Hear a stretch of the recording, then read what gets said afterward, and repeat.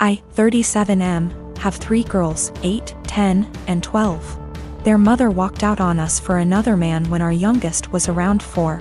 My ex still stays in contact, though, and pays child support. A few weeks ago while doing laundry, I saw red spots on my oldest's underwear. I asked her if she knew about it, and she cried and told me she tried to call her mom, but my ex didn't call back. She'd been stuffing toilet paper in her underwear, hoping that would work. I explained to her that periods are nothing to be ashamed of, and found some great resources online for us to review together. I took her to the store to pick out brands of feminine products she wanted to use. She picked Playtex Sport because she's a gymnast. After we were done, I decided I should do the same thing with my other 2. My 12 years old volunteered to be part of preparing them, and we made a whole night of it. It was wonderful. And I learned a lot. I even learned what a menstrual cup is, and how they benefit the environment. The other day, my ex called back. I'll usually arrange a video chat and leave the room so they can have some alone time, and when they're done chatting, I'll come back in to talk boring co-parenting stuff like school, bills, etc. This last time, my ex was furious with me for talking about periods with the girls. She shouted at me that I was sick and perverted. Why didn't I call her myself if I knew it was so urgent? I could have called one of their grandmas / aunts, but my mom has dementia, while her mom and sisters call me a loser because I teach kindergarten, so I'm not fond of them. My ex told me I was being immature and should have just toughed it out for the girls. This really pissed me off, so I shouted back that maybe if she wasn't such a deadbeat and answered her goddamned phone once in a while, she could have handled this. I brought up everything she does that hurts them. She hasn't been to a single soccer game, piano recital, or gymnastics meet in 2 years. Every other weekend when they come home from her house, they go straight to their rooms, only to emerge hours later asking me why she loves her new husband more than them, and what did they do to make her leave. My ex responded by saying I should tell them it's not their fault I couldn't satisfy her, and I screamed. And she just smirked and pointed behind me, saying, "Look what you did," when I turned around. My 8 years old and 10 years old were standing in the doorway crying. It broke my heart. I never shout, so I know I scared them. My 12 years old stormed in and started screaming at her mom, and while I appreciate her sticking up for me, this is not a battle I want her fighting. My ex hung up before I could fully de-escalate the situation. And let's just say the girls have been given free reign of the ice cream and limitless hours of video games, because I feel so bad. I even watched all the Twilight movies with them, so don't say I don't love them. My fiancé, James, and I have been together for 3 years, planning a wedding for October 2016. A few months before we met, James brought a brand new home in a newer subdivision. We recently refinanced it and added my name. Before me, James dated a woman, Britt, for about 7 months. She's never been to this current house. From what he's told me, they broke up when he decided they weren't as compatible. The breakup was rough, to the point where he and neighbors called the police when she wouldn't leave his front yard and was screaming at 10 p.m. at night. This is all from what he and his sister have told me. I don't have a reason to not believe them. I've only had a few run-ins with Britt. These have been at restaurants or just coincidences out in public. We never spoke up until now. The problem, Britt has bought a house in the same subdivision that we live in. We even share a cul-de-sac.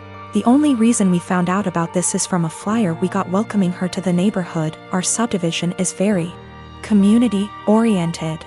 James insists he's never told her where he lives and hasn't spoken to her since the night he called the police. We both brushed it off as a coincidence, but lately it's becoming very weird. Here's why. I work for a company that allows me to work from home 3 out of the 5 days. Our home is a ranch and my office window faces the street. I'm not sure what Britt does for a living, but she does not work during the day. From about noon until 3, she spends her time walking up and down our street. When she passes our house, she doesn't take her eyes off of it. It's almost like she can see me in the office. She'll even stop in front of our house and stretch there for about 5 minutes. Every day anyone is at home. It makes me uncomfortable to the point where I have all of our blinds closed during the day. I understand the need for exercise, but she walks for 3 hours just going up and down our street. Another issue is when either James or I are outside with the dog, she'll let her dog outside and it will come sprinting to our yard. This causes her to come and get her dog. Every time she says, "I'm sorry, we're still working on training." James and I are always polite. Normally, I would be okay with this, but James has pointed out that any other time she lets her dog out and we're not outside, she'll immediately correct him before he runs off. She never corrects him when we're outside. We've been getting ding-dong ditched a lot since she's moved in. Something that's never happened in the 4 years that James owned the house. The doorbell will ring around dinner time, between 6 and 8, and by the time anyone gets to the door, no one will be there. It's gotten to the point where our Doberman has picked up the routine and waits by the front door, pacing.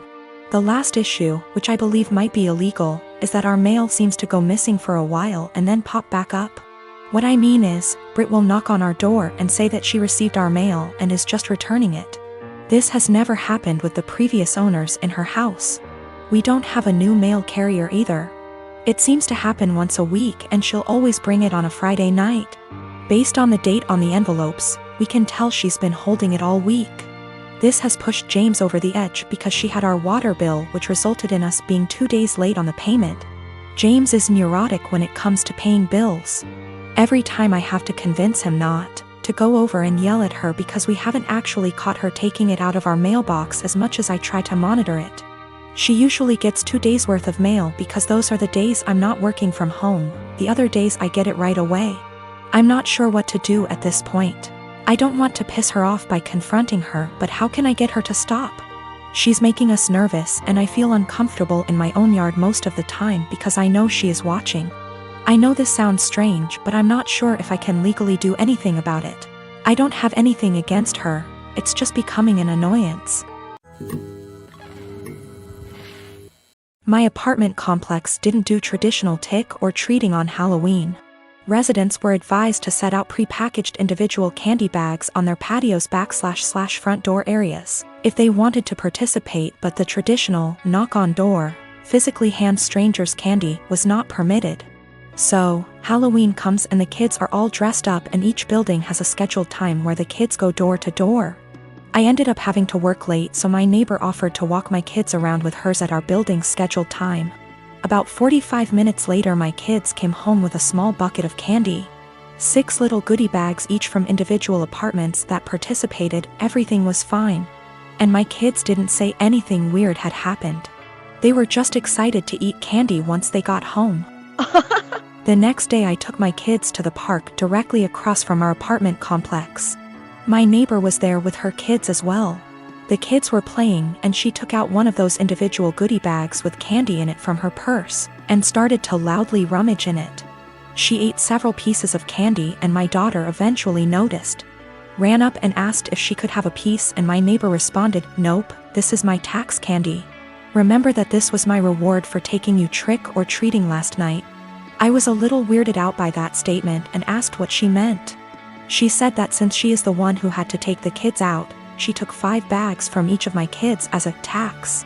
Her son then chimes in and said, "You only took 2 bags from us." She responded with, "But I'm your mom. I was doing OP a favor so they get a higher candy tax." I was thinking about how to respond when I noticed that she was holding a Starburst candy and decided to just smile and nod and go back to watching my kids. I let her continue to finish off the bag of candy and then said, "Hey, aren't you vegan? You know a lot of those candies are made with animal products, right?" I explained what gelatin was and how a lot of those candies are made with it. She was horrified, Googles it and then told her kids that they were leaving. She said something about how she was going to be sick and stormed off. Now she's giving me dirty looks every time we see her and won't let her kids play if she shows up at the park and we are there. My husband thinks I'm an asshole cause I should have either not said anything about the gelatin or said something right away when I noticed. I don't think it's my job to tell a vegan what is and isn't vegan though, and she deserved it for stealing candy from little kids. When we got home from the park after the gelatin incident, I sat my kids down and asked why they didn't tell me that the neighbor took half of their candy. My oldest kid is 6 and my youngest kid is 4.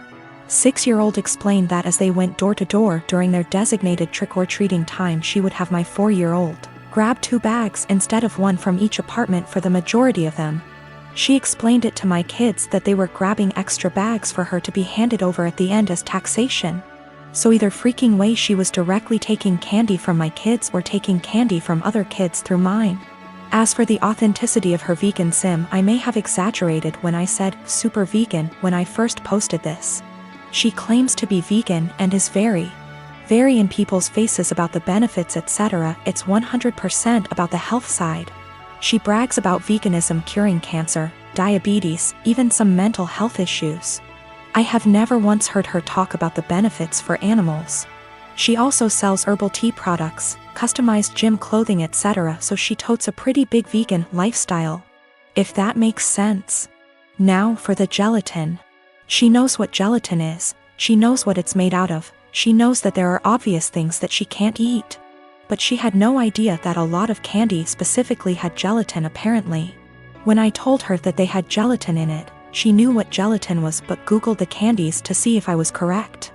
I think she is either really dumb or she eats non-vegan stuff all the time when no one's watching, and had to pretend to be horrified about it at this point. 'Cause a lot of you guys have pointed out that you literally can't be vegan and not know these things. I'm not vegan, I'm not even freaking vegetarian, and I know these things. So I am 22 years old. I don't have much knowledge about finances and stuff as I still live at home as I'm at university. I do however pay my parents about £300 a month rent, I pay my own phone plan, buy material stuff I want or need, pay out for other services like for music or whatever, and try to put as much as I can in savings whilst still keeping enough in my main account for day-to-day purchases. Currently, I am saving up for driving lessons and hope that if I pass decently, I can use some of my savings towards getting a car. I'm in my final year of uni, so I'll be done and able to work full-time when all this happens. I also decided to get a credit card so I can learn how to manage credit wisely and build some up. My credit score is good for someone of my age and circumstance, but obviously it's nothing great in comparison for other stuff. I should point out that at most I only plan on using this card with a total adding up to £100. I've stuck to that so far and only actually used it twice, with these purchases only adding up to £80, and I paid it off quickly. I do not plan on exceeding my limit anytime soon, as I've heard far too many horror stories of people just using their credit card too much cause it was handy and getting into debt. The only people I disclosed this to was my dad, as my mom has the tendency to blab to my brother and sister-in-law, both 28. She happened to overhear us talking one day, and before I knew it, my brother and sister-in-law got wind and asked me if they could use it. They both admitted they had debt spurned on by excessive credit card use and thought that since I basically had nothing owed on mine, it was free money. I told them quite politely that I was really uncomfortable with that idea and that I would owe the money and I can't magic up that kind of money. Things went quiet until a few days later they both turned up at the house. They were nice to start with but basically started demanding I let them use the card, and they tried to manipulate my mother into guilting me into doing it. I got really angry, and when my brother said I owe it to them because they used to babysit me up until a couple of years ago, I laughed in their faces and walked out. When I came home, I learned they tried to manipulate my dad and he kicked them both out. My mother then tried and he told her to go too, and she is currently staying with my brother and Sil. The only person on my side is my dad, who tells me they're all trying to take me for a ride and they're trying to manipulate me cause I'm young and they think I'm vulnerable. My brother, sister-in-law and mom on the other hand think it isn't a big deal letting someone else use my card. It's really messing with my head and I just want everyone to stop being in an argument